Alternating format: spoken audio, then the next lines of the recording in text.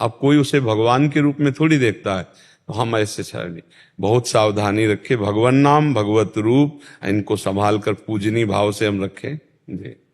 हर्ष जी अहमदाबाद से। राधे राधे गुरुजी।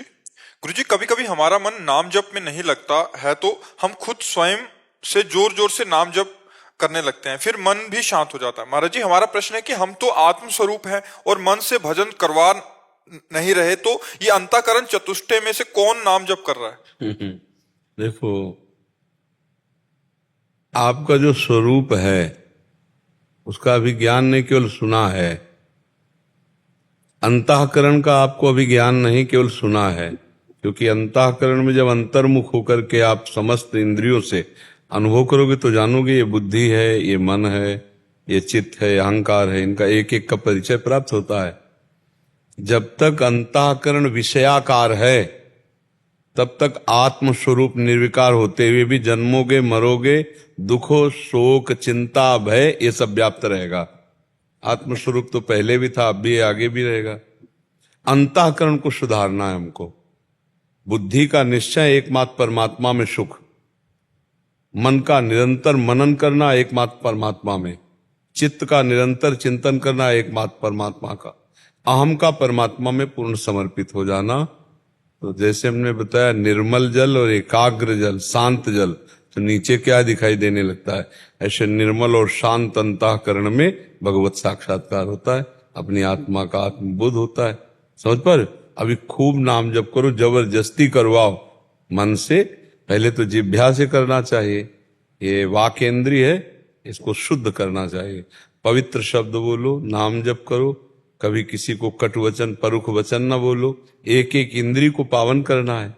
नेत्रों से देखें सब में श्री भगवान को देखें, कान से सुने भगवान की चर्चा, मंगल में गुण सुने, किसी की निंदा, किसी का पापाचरण नाम सुने। धीरे धीरे हमारी इंद्रियां पावन होगी, अंतःकरण पावन होगा, तो हमें अपने स्वरूप का अपने आप से अनुभव हो जाएगा। बस वही मुक्त हो गया। जैसे भगवान हृदय में बैठे हैं लेकिन सब दीन दुखी परास्त हैं माया के द्वारा, क्यों? भजन नहीं है। अगर खूब भजन किया जाए तो अभी भगवान यहाँ हृदय में ही प्रकाशित हो जाए। तो जैसे सूर्य है, इस समय भी सूर्य है और रात में भी सूर्य रहते हैं। जैसे हमारे यहाँ रात है तो कहीं दिन होती है, तो मृत्यु लोक में सूर्य तो है ही ना, ये सब मृत्यु लोक के अंतर्गत है, देश विदेश। तो कभी हमारे यहाँ रात होती है तो कहीं सूर्य उदय होता है, कहीं सूर्य होता है, मतलब सूर्य कभी अस्त नहीं होता, पक्का है ना? सूर्य कभी अस्त नहीं होता, वो प्रकाशित होता ही रहता है। हमारे सामने अंधकार है, ऐसे ही हमारे सामने दुख, चिंता, शोक, भय, माया का अंधकार है। भगवान सर्वत्र व्याप्त है, भगवान सर्वत्र व्याप्त है। अब हमको भजन के द्वारा उसको जागृत करना होगा। जो परमात्मा तत्व सोया हुआ है उसे जागृत कर, जे भी जगह तो आनंद का अनुभव हो जाएगा। आप और परमात्मा तत्व दो नहीं रह जाएंगे। पर भजन, रात आज का सत्संग सुना, स्मृति हर समय, अखंड स्मृति सबसे बड़ी साधना का स्वरूप है। भगवत स्मृति, एक तैल धारावत स्मरण, सेवा करते हुए, अपने कर्तव्य कर्म करते हुए भगवत स्मृति, उसी से अनुभव हो जाएगा। तो ये जो बंधन हुआ है ये मन को हुआ है। कभी आत्म तत्व न बंधा था और न बंधा है, न बंधा रहेगा। इसी मन को सुधार लिया तो परमात्मा स्वरूप थे, हैं, रहेंगे। और मन न सुधार पाए तो जन्म मरण, नाना प्रकार के दुख, क्लेश, चिंता और अन्य योनियों में भटकना, ये सब भोगना पड़ता है। समझ गया? ऋषिकेश दास जी गुजरात से। श्री हरिवंश राधे राधे महाराज जी, दंडवत प्रणाम। महाराज जी, किसी भी शास्त्र को पढ़ने, समझने, जीवन में उतारकर उस शास्त्र का साक्षात्कार करने के लिए आवश्यक बातें कौन सी हैं? पहला ब्रह्मचर्य, दूसरा गुरुजनों का दृढ़ आश्रय, तीसरा भगवत स्मृति परायण, चौथा अभिमान नाना दैन्यता, पांचवा पूर्ण समर्पित होकर भगवत शास्त्र का स्वाध्याय करना। मेरे में मति नहीं है, आप स्वयं प्रकाशित होकर हमें समझाइए। अगर ब्रह्मचर्य ठीक नहीं है, शास्त्रों का अर्थ, तभी तो उल्टा सीधा बोलते रहते हैं लोग, नहीं, प्रवचनों में उल्टा सीधा बोलते रहते, क्योंकि ब्रह्मचर्य ठीक नहीं है। गुरुजनों का आश्रय दृढ़ नहीं है, स्वयं गुरु बन बैठे, गुरुजनों का आश्रय दृढ़ नहीं है, अहंकार है, विद्या का अगर अहंकार है तो फिर शास्त्र का अर्थ उल्टे ही समझ में आएगा। विद्या रूप महत्व कुल धन जौवन अभिमान, सट कंटक देखे जहां राहे न भक्त निदान। राहे न भक्त निदान स्वांग सब नगर नारी के, विषयीन हाथ बिकाए न रिझवन भतार के। भगवत रसिक जी कहते हैं, यदि विद्या का, रूप का, कुल का, धन का, यौवन का अपना महत्व अभिमान है, उसके अंदर ये 6 बड़े बड़े कांटे हैं, भक्ति महारानी प्रवेश नहीं करती। और जब तक दैन्यता नहीं आएगी तब तक शास्त्रों का भाव समझ में नहीं आएगा। शास्त्रों के लिए ब्रह्मचर्य, अहंकार का त्याग करके दैन्यता, और इसके लिए गुरुजनों का दृढ़ आश्रय। कोई भी शास्त्र हम तभी समझ सकते हैं जब हम विज्ञ महापुरुषों से सुने। प्रथम सुने भागवत भक्तमुख भगवत वाणी, जो भगवत स्वरूप महात्मा जन हैं, जिन्होंने शास्त्रों के एक एक शब्द का स्वाद लिया है और साक्षात्कार किया है, वो जब बोलेंगे, उनके मुख से सुनेंगे, तब शास्त्र का रहस्य हमारे हृदय में प्रकाशित होता है। तो अहंकार रहित होकर दैन्य भाव से गुरुजनों का आश्रय लेकर के शास्त्र को उस समय साक्षात भगवान का स्वरूप मानकर स्वाध्याय किया जाए, तो शास्त्र ही तुम्हारी बुद्धि में बैठ करके अपना अनुभव करा देगा। जब तक ब्रह्मचर्य नहीं, गुरुजनों का आश्रय नहीं, अहंकार का त्याग नहीं, दैन्यता नहीं, और शास्त्रों में भगवत भाव नहीं, तब तक नहीं। शास्त्रों में भगवत भाव देखना हो तो गुरुवाणी का कैसे सम्मान करते हैं सिख भाईजन, ये देखिए आप। अगर शास्त्रों का सम्मान देखना है तो वहां देखिए कैसे गुरुवाणी का सम्मान, चंवर डुलाते हुए, हाथ जोड़कर ऐसे गुरुवाणी जी का पाठ करते हैं, हाथ जोड़कर खड़े होकर। और जब गुरुवाणी जी चलती है तो आप देखो कितना समुदाय उत्सव आनंद मनाते हो। हम अपने ग्रंथों को, अपनी सद्वाणियों को कैसे विचार करके देखिए कि मतलब कैसा आदर का, ऐसे पढ़ा, ऐसे रख दिया, वस्त्र के द्वारा आवेष्टित भी नहीं है और किसी वस्त्र का आसन भी नहीं दिया, तो भला शास्त्र उसके हृदय में स्फुरित होगा, शास्त्र का भाव स्फुरित होगा। तो शास्त्र तभी समझ में आते हैं। श्री सुखदेव जी एक बार केवल भगवान व्यासदेव जी ने पढ़ा, सब याद हो गया, क्योंकि बाल्यावस्था से बैरागी, ब्रह्मचारी और भगवत स्वरूप में स्थित। तो शास्त्र सब भगवत स्वरूप है। आजकल जो त्रुटियां हो जाती हैं उसके यही कारण है, ब्रह्मचर्य की हानि, गुरुजनों के प्रति दृढ़ आश्रय नहीं, अहंकार का त्याग नहीं, दैन्यता ने, शास्त्रों को भगवत स्वरूप न मानना। इन कारणों से शास्त्रों का रहस्य, शास्त्र बहुत गुप्त है। शास्त्र जैसे कहता है कि आप उत्तर की ओर चलो, अब इसके बाद जो मुड़ना है वो नहीं बोलेगा, वो गुरु बोलेगा कि उत्तर की तरफ से पश्चिम की तरफ मुड़ना, फिर सामने जाकर फिर उत्तर की तरफ चलना है। अब वो सीधा उत्तर की तरफ चलेगा, नहीं पाएगा, शास्त्र का रास्ते नहीं। जैसे पहले राजा लोग अपनी संपत्ति को छुपाने के लिए भूल भुलैया का मार्ग रखते थे और इसके बाद वो संपत्ति का स्थान रखते थे, तो उस मार्ग को वही पार कर सकता है जो उसका ज्ञाता है, अन्यथा वो घूमता रहेगा, वो संपत्ति तक नहीं पहुंच पाएगा। तो जो रसमय ग्रंथ है, जो भगवत स्वरूप ग्रंथ हैं, इसके आचार्य और गुरुदेव ही ज्ञाता हैं। अगर उनके चरणों में उनकी आराधना करके तो आप संपत्ति तक पहुंच पाएंगे, शब्द ब्रह्म का अनुभव कर पाएंगे। नहीं तो आप केवल ऐसे बोलते रहिए, ना आपको समझ में आएगा और ना दूसरों के समझ में आएगा। वो बस बैठे हैं, बस सुन के चल दिए, आप सुना दिए, और अंतर ना आप में पड़ा ना सामने वाले में पड़ा, क्योंकि आपने अनुभव ही नहीं किया। अनुभव गम में भजें जय संता, जब अनुभव करके बोला जाता है तो फिर ऐसे मौन रहे, बोले ना, जब बोले तो हृदय की ग्रंथि खोले, तब माना गया कि शास्त्र का स्वाध्याय हुआ है। वो तभी होगा जब हमारा निरंतर भगवत चिंतन दैन्य भाव से, गुरु चरण आश्रय बहुत आवश्यक है। और आजकल सबसे ज्यादा घाटा इसी बात का हो रहा है कि गुरु चरणों का आश्रय नहीं रखा जाता। अहंकार इतना प्रबल हो जाता है कि हम स्वयं बहुत जल्दी अपना प्रचार प्रसार करते हुए सिद्ध बनना चाहते हैं, इससे बहुत बड़ी हानि हो जाती है।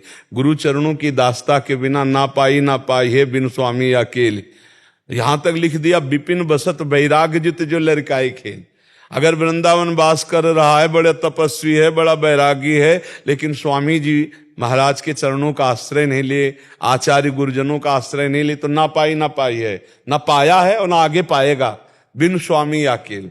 ये इसीलिए गुरु चरण, आप उपनिषदों को देखो पढ़ के, 12-12 वर्ष केवल सेवा करवाई और इसके बाद एक शब्द बोल दिया, तुम प्राण नहीं हो, तुम मन नहीं हो। छांदोग्य उपनिषद में देखो, तब वो चिंतन किया, तो ये 12 वर्ष सेवा क्यों करवाई? अधीनता, गुरु की अधीनता आई कि वस्तु का प्रकाश हो गया। तो शास्त्र तभी समझ में आते हैं जब गुरु प्रसन्न हो, गुरु की अधीनता हो। यहां तक वर्णन आया कि पढ़ाया भी नहीं, चारों वेद स्फुरित हो गए।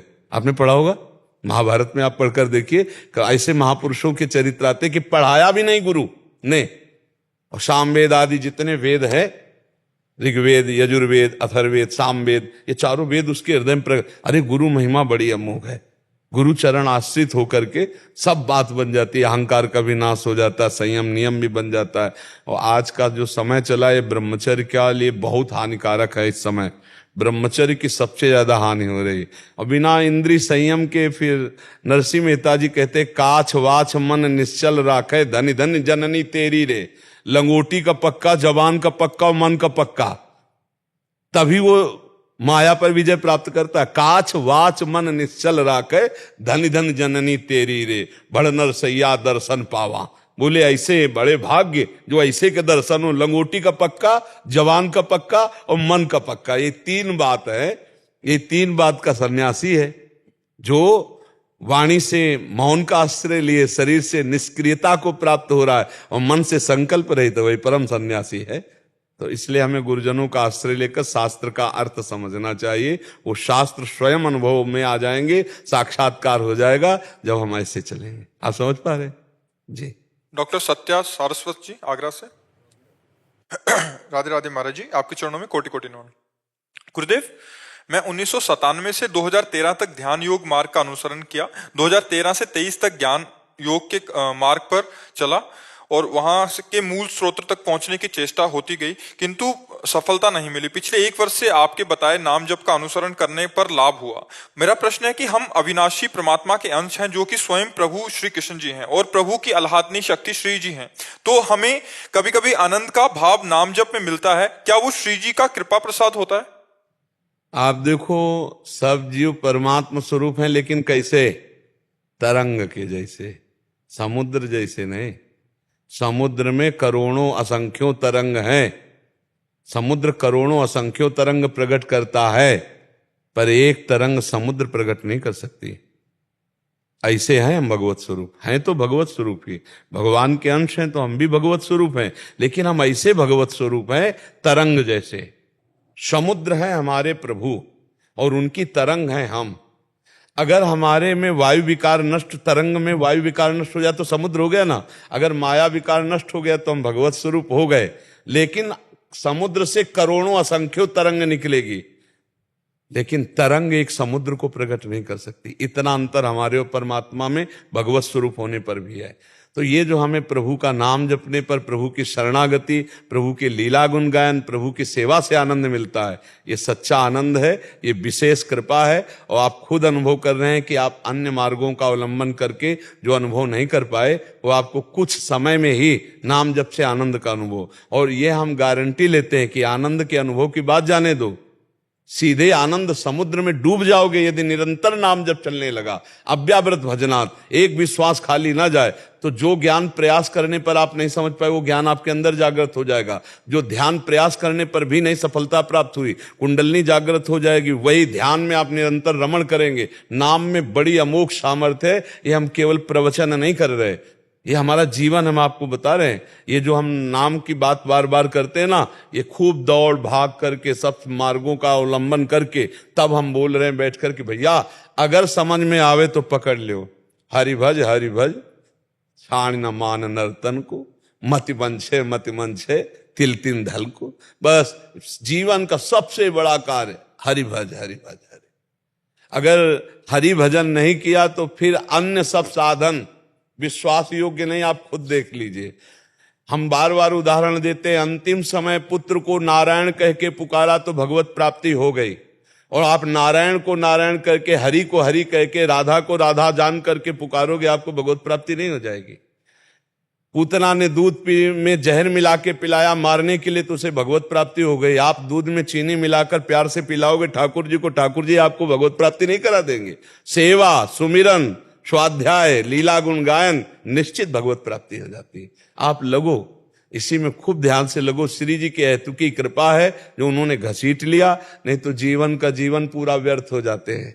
जीवन का जीवन व्रतांश यज्ञ छंदांश तीर्था नियमा यमा, यथा वरुणधेत सत्संगा सर्वसंगो पवे माम। भगवान कह रहे हैं बड़े बड़े व्रत से, नियम से, संयम से, तीर्थयाटन से, शास्त्र स्वाध्याय से, आदि आदि से मैं वश में नहीं होता, जैसा सत्संग से वश में हो जाता हूं। क्या हुआ? सत्संग सुना, भगवान नाम में प्रीति हुई, देखो आनंद की अनुभूति, और इससे भगवत प्राप्ति है। अभी आप राधा बोले, अभी शरीर छूट जाए, अभी आप भगवत प्राप्त हो जाएंगे। अभी आप श्यामा प्यारी कुछ बोले, भगवान नाम बोले, जो नाम आपको प्रिय हो, आप देखो भगवत प्राप्ति हो जाएगी। पक्का विश्वास करो, इस पर दृढ़ विश्वास करो। और शास्त्रीय पद्धति भी है। कृतयुगे ध्यायते विष्णुम तेतायाम यजतै मखई द्वापरे परिचर्यायाम कलो तद्धरि कीर्तनात्। कलयुग में परम सिद्धि भगवान नाम जप से, भगवत कीर्तन से होती है। बस इसमें एक थोड़ा सा अभ्यास कर ले अपने को दैन्य भाव में। त्रणादपि सुनीचेन तरोरी से सुनना अमानना मान देन कीर्तन या सदा हरि। जो दूसरों को मान देता, स्वयं अमानी रहता है, अपने को नीच समझता है और वृक्ष के समान सहनशील होता है, ऐसा नाम जापक बहुत जल्दी भगवत प्राप्ति कर लेता है। और नाम जप कर रहे हैं, संतों की निंदा कर रहे हैं, वैष्णव का अपराध कर रहे हैं, अहंकार कर रहे हैं, इधर उधर के प्रपंच, फिर वो चलनी में गैया दुहै और दोष दैव को दे, हरिगुरु कहो न माने अपनो। अब मान लो चलनी में गाय दुहे, कहते हमें दूध पीने को नहीं मिलता, तो भैया पात्र आपका सही होना चाहिए, तो उसमें दूध आ जाएगा। बोले हम नाम जप कर रहे हैं लेकिन आनंद नहीं मिल रहा, तो कहीं ना कहीं छेद है भैया, उस छेद को बंद कर लो तो आनंद अभी उत्पन्न हो जाए। जो 5 ज्ञानेंद्रियां मन सहित भोगों में जा रहे हैं, उनको देखो कोई गंदा आचरण हो रहा है, कोई गंदा आचरण है, उसको बंद कर दो, आनंद आ जाएगा। बस नाम जप से, ये सर्वोपरि बात हम आपको कह रहे हैं, हृदय से कह रहे हैं, नाम से बढ़कर कुछ नहीं है। जिसने नाम में लगन लगा दी वो सिद्ध हो गया। आप इतना समझो, जिनको राम कहना नहीं आता था और मरा मरा कहे वो सिद्ध हो गए, तो तुम राम राम कह के कैसे सिद्ध नहीं हो सकते? तुम श्याम श्याम कह के कैसे सिद्ध नहीं हो सकते? पर इस पर विश्वास नहीं होता। खास बात है कि आप कठिन साधनों की तरफ तो आपको मन लगेगा, लेकिन सहज सरल परमानंद प्रदान करने वाले नाम का निरंतर चिंतन करे, ऐसा कोई भाग्यशाली होगा जिसको विश्वास हो जाए। और विश्वास हो गया तो भगवत प्राप्ति हो गई। खुली बात है, नाम जप से भगवत प्राप्ति निश्चित। अगर 100 बार नाम जप किया है और आपको भगवत प्राप्ति नहीं हुई किन्हीं कारणों से, तो अगली बार जो होगा वो 99 से नहीं शुरू होगा, वो 100 के ऊपर शुरू होगा। इतना महामहिम नाम है। एक तो नाम जप करने वाले को दुर्गति ही नहीं, नामे भक्ता प्रणश्यति भगवान कहते हैं। पर अगर कोई ऐसी चूक भी हो जाए तो जहां से भजन रुका है वहीं से भजन उसका चलेगा, भजन कभी नाश नहीं होता। आप 10 वर्ष नाम जप किए, आपके भागवतिक बैंक में जमा, वो आपको परम मंगल परम पद प्रदान करेंगे, हानि नहीं हो सकती, आपका कभी किसी भी तरह से अमंगल नहीं हो सकता। नाम जापक सदैव परमानंद को प्राप्त करता है। जितने बड़े बड़े सिद्ध महापुरुष हुए हैं वो गुरु प्रदत्त मंत्र और नाम से ही हुए हैं। महाराज जी, आपकी कृपा से वाणियों का भी अध्ययन करता हूँ। कभी कभी वाणी पाठ विशेषक श्री 84 जी में अर्थ समझ ना आने पर भी आनंद का अनुभव होता है। हाँ, हमें लगता है अर्थ समझने की अभी कोशिश ना की जाए। जैसे जो हमारे वृंदावन नित्य विहार के जो वाणी हैं, जो सद ग्रंथ हैं, इनको जब तक देह भाव है, स्त्री पुरुष भाव है, तब तक हमें लगता है गायन करना चाहिए, अर्थ नहीं पढ़ना चाहिए, अर्थ का चिंतन नहीं करना चाहिए, क्योंकि ये चिदानंद का प्रेममय विलास है। चिदानंद में 5 भौतिक शरीर नहीं होते, जैसे आपके हमारे 5 भौतिक शरीर है, स्त्री पुरुष चिन्ह है, चिदानंद में नहीं होते। अब चिदानंद को, विलास को अगर हम 5 भौतिक देहधारी स्त्री पुरुष मान करके देखें तो बहुत बड़ा दोष हो जाएगा। इसलिए वाणियों का गायन कर मात्र से वो स्थिति प्राप्त हो जाएगी। जैसे केलिमाल जी हैं, चतुरासी जी हैं, ये बड़े बड़े महान आचार्यों ने जो एक वाणी जी रची, एक एक शब्द महान प्रिया प्रीतम की प्राप्ति कराने में समर्थ है, पर अर्थ ना पढ़ना चाहिए। जब तक हमारी भावना रसिक महापुरुषों की प्रसादी भावना से युक्त नहीं होगी, मान लो उन्होंने जो स्वाद लिया प्रिया प्रीतम बिहारी बिहारी जी का, और वो जो हमें भावना दे रहे हैं, और हम फिर उसी दासी भाव से, चरी भाव से, तब फिर हमें, अगर हम ऐसे पढ़ेंगे तो फिर भाव में कमी आ जाएगी। इसलिए पाठ करो, सिद्धांत के अर्थ पढ़ो, जो सिद्धांत है ना उसके अर्थ पढ़ो। कुछ लीलाएं ऐसी सहज सरल हैं जिनके अर्थ पढ़ने में कोई हानि नहीं। जो प्रिया प्रीतम के नित्य विहार की है, उनके अर्थ मिल भी जाए तो नहीं पढ़ना चाहिए। क्योंकि प्रिया प्रीतम के दिव्य विलास को समझने के लिए हमारे पहले वनिता पुरुष भाव मिट जाए, सेवय ललितादिक के भाई।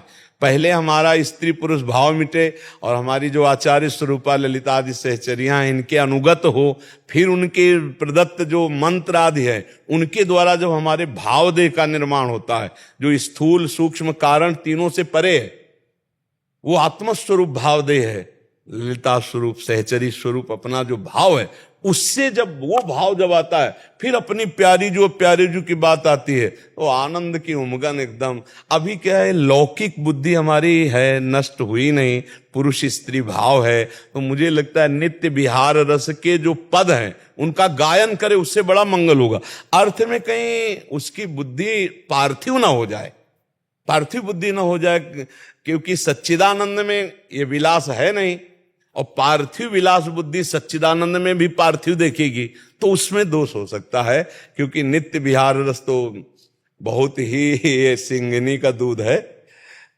नित्य विहार रस के लिए भगवत रसिक जी लिखा है सिंगिनी का दूध है, या तो बच्चा के पेट में या कुंदन में, कहे बच्चा के पेट और घट करे विलासल, या तो बच्चा आचार्य शरणागत होकर उनके अनुगत होकर, और दूसरा ऐसा कोई है नहीं कि साधन बल से वो इन महापुरुषों के भाव को प्राप्त हो, बिना महापुरुषों के शरणागत हुए, उनके कृपा प्रसादी, उनकी चरण रज के बिना ये भाव तो दुर्लभ। इसीलिए अंगुलियों में गिने जा सकते हैं रसिक जन, रसिकों की भीड़ थोड़ी होती है रसिकों की भीड़ नहीं होती, तो आप देखो अंगुलियों में गिने जा सकते हैं।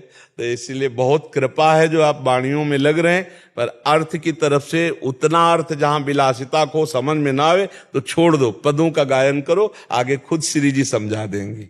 राधा साहब और राधा वल्लभ श्री हरिवंश नाम दोनों को नाम जब को दिनचर्या में एक साथ लगा सकती है? हाँ बिल्कुल कर सकते हो, बिल्कुल कर सकते। जैसे राधा वल्लभ श्री हरिवंश नाम जप कर रहे हो, आपका मन भाग रहा है तो आप फंसा दिया राधा राधा राधा राधा राधा, फिर भी भाग रहा है तो कोई पद उठा लिया चतुरासी जी का, कोई पद गायन कर रहे हैं, फिर लौटा के लाए राधा वल्लभ श्री हरि।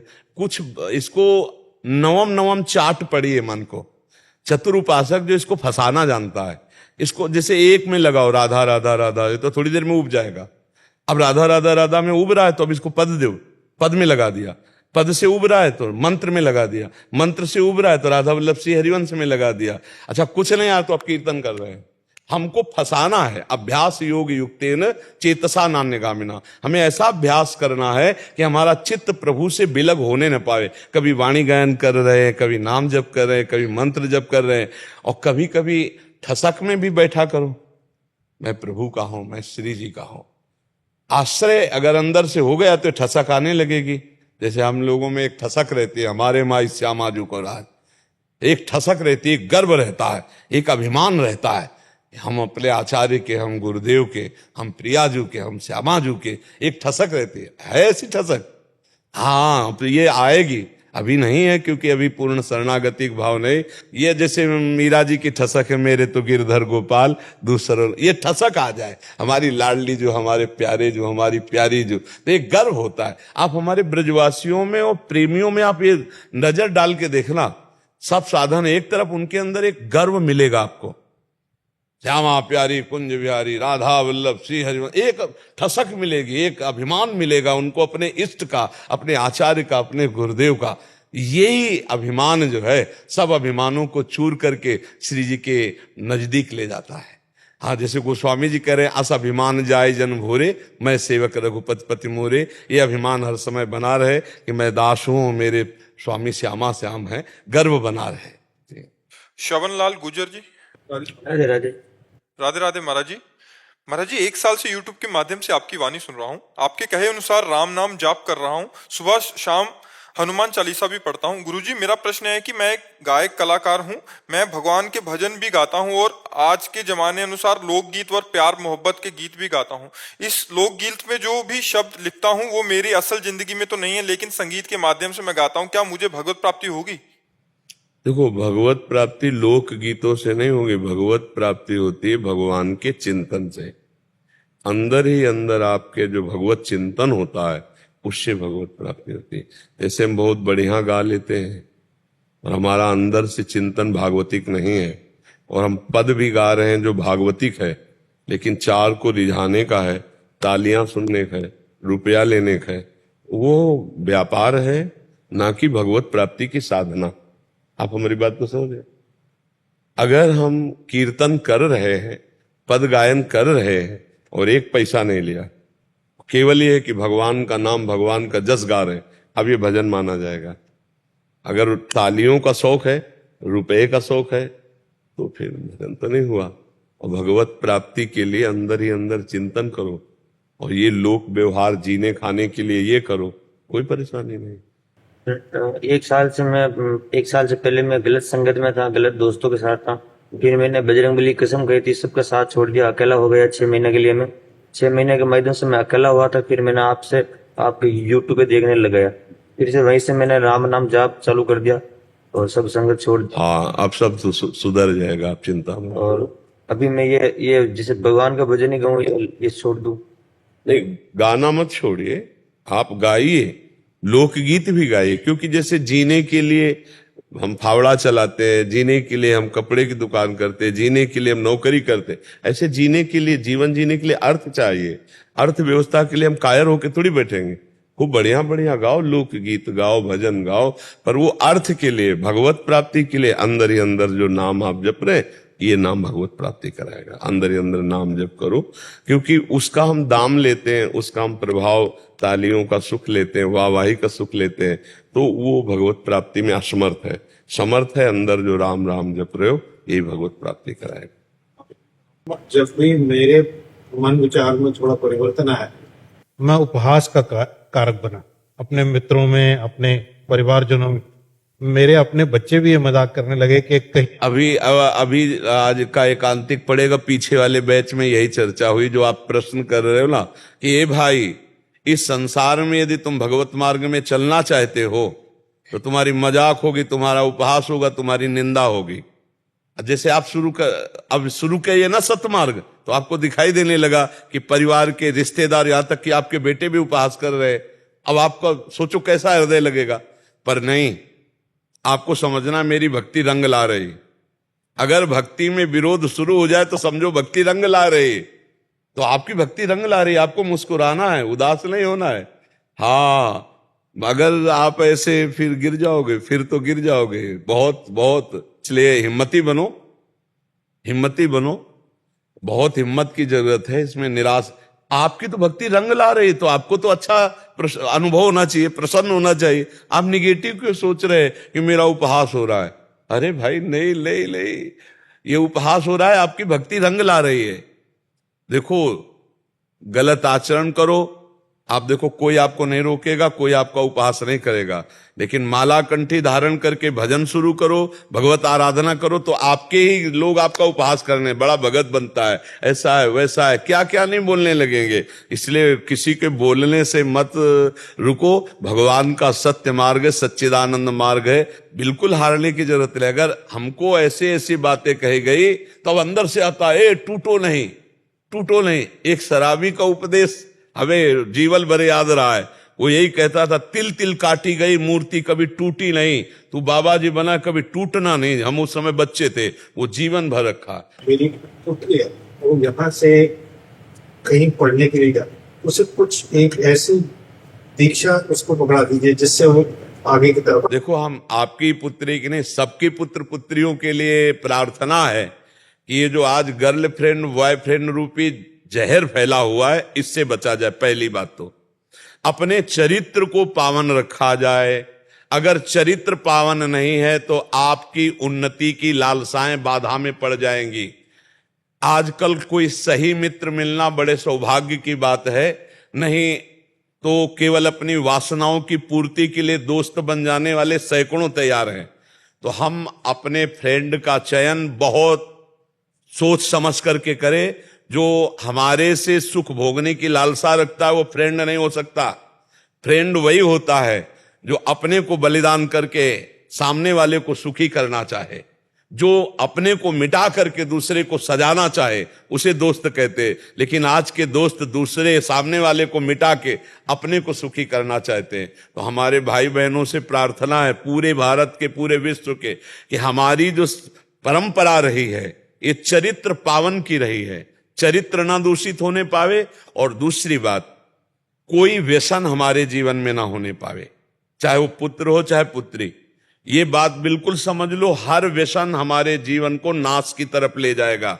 जो भी जैसे आजकल स्कूलों में बच्चे ड्रग्स लेने लगे, धुआं फूंकने लगे, बीड़ी सिगरेट ले, कोई व्यसन ना करे, कोई चरित्रहीनता के आचरण न करे और भगवान का नाम स्मरण करता रहे, तो भगवान इस संसार से विजय निश्चित दिला देंगे। और जो हमारी कामनाएं हैं उनकी पूर्ति हो जाएगी। जब हमारी बुद्धि शुद्ध रहेगी तो हमारा स्मरण पवित्र रहेगा।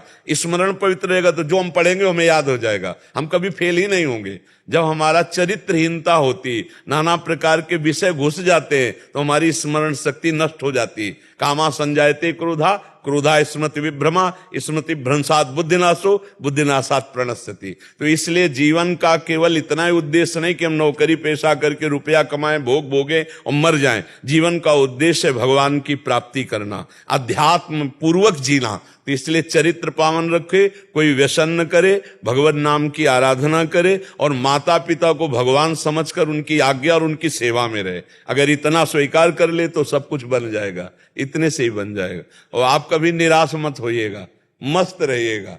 जैसे कोई आपका उपहास करे तो मुस्कुरा दिया और भगवान से प्रार्थना की कि इनको भी ज्ञान दीजिए, इनको भी विवेक दीजिए। हमें उनके प्रति द्वेष भाव नहीं करना है, द्वेष करने वालों के प्रति भी हमें मुस्कुरा के चलना है।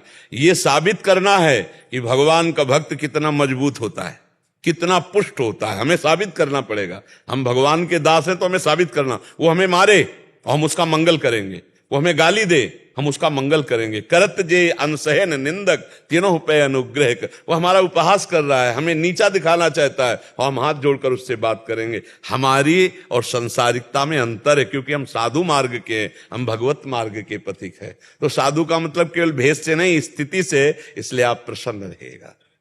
सुदेश कुमार जी फरीदाबाद से। राधे राधे महाराज जी। महाराज जी आपके चरणों में कोटि कोटि नमन।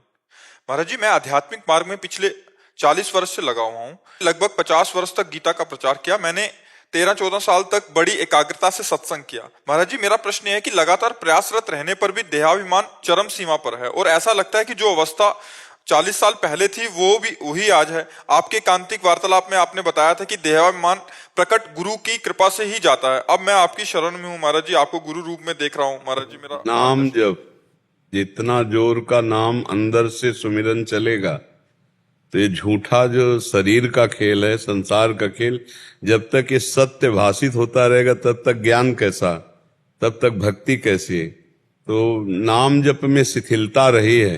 देखो हम आपको बताएं, गीता जी कंठस्थ कर लेना और गीता जी का प्रचार करना, ये दो बातें अलग हैं। और गीता जी को पीना, आचरण में उतारना, वैसे चलना, ये बात अलग है। देहाध्यास का नाश गीता जी के पीने से होगा। गीता अमृत का पान करोगे तो पान करना बड़ा कठिन है। दूसरे को उपदेश दे देना सरल है, कंठस्थ करके सुना देना सरल है, लेकिन आचरण में उतारना बहुत कठिन है। अगर हम एक श्लोक उतार लें तो भगवत प्राप्ति हो जाए।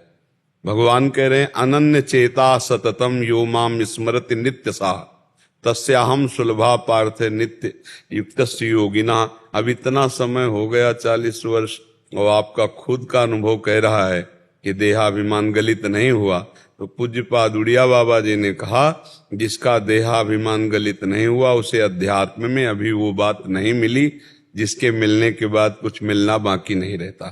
क्योंकि देहाभिमान जितना गलित होता है उतना ही भक्ति का रंग प्रकाशित होता है।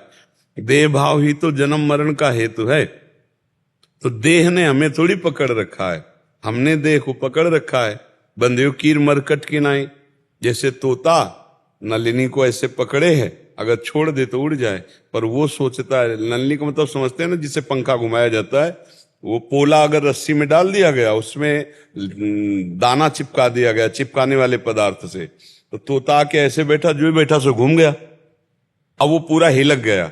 अब सोचता है मुझे पकड़ लिया गया, अगर मैं छोड़ दूंगा तो मर जाऊंगा, और अगर वो छोड़ दे तो उड़ जाए। ऐसे ही हम फंसे कि अगर देह भाव छूट गया तो सुख कहां। क्योंकि सुख तो इसी देह से मिलता है, और जबकि सुख भगवान के चिंतन से मिलता है, ना कि शरीर चिंतन से। सुख मिलता है जो हमारी शरीर की स्मृति भूल जाए भगवान की स्मृति में। जैसे आप दिन भर कुछ भी खाते पीते क्रिया करते रहो, लेकिन आपको जो सुखानुभूति नींद में मिलेगी वो किसी में नहीं मिलेगी। अगर नींद ना आवे तो सब कुछ खान पान होते हुए भी आप विक्षिप्त हो जाओगे। 2 दिन 3 दिन 4 दिन नींद ना आवे तो आप देखो कैसा। तो नींद का सुख सर्वोपरि वहां हुआ कि नहीं?